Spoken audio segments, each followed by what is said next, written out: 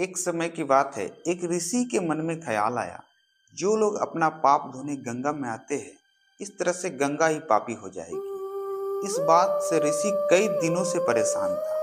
इस समस्या का समाधान पाने के लिए ऋषि ने तपस्या आरंभ कर दी। जब भगवान प्रकट हुए, तब ऋषि ने पूछा, हे प्रभु, जो लोग अपना पाप धोने गंगा में आते हैं, इस तरह तो सारा पाप गंगा में ही समा जाएगी। इस तरह तो गंगा मैया पापी हुई।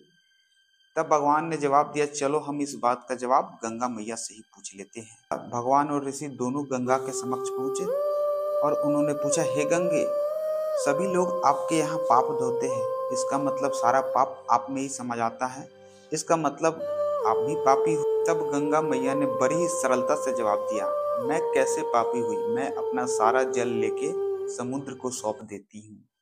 इसके पश्चात ऋषि और भगवान समुद्र के पास पहुंचे और उनसे पूछा, हे समुद्र देव, गंगा सारा पाप आपको अर्पित कर देती है, इसका मतलब आप पापी हुए।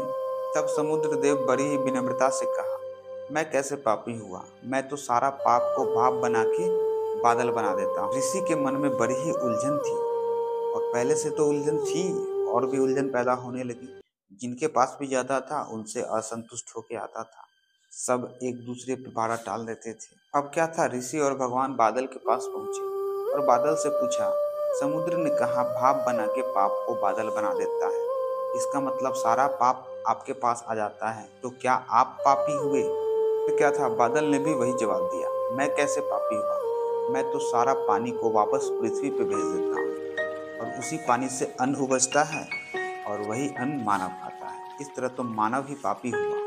अब तब क्या था, ऋषि को समझ आ गया, सबसे बड़ा पापी इस दुनिया में है कोई तो वो है मानव। अगर मन शुद्ध है तो सब कुछ सही है, मन शुद्ध नहीं है तो गंगा नहाने कुछ भी करने से मानव का पाप धुल नहीं सकता।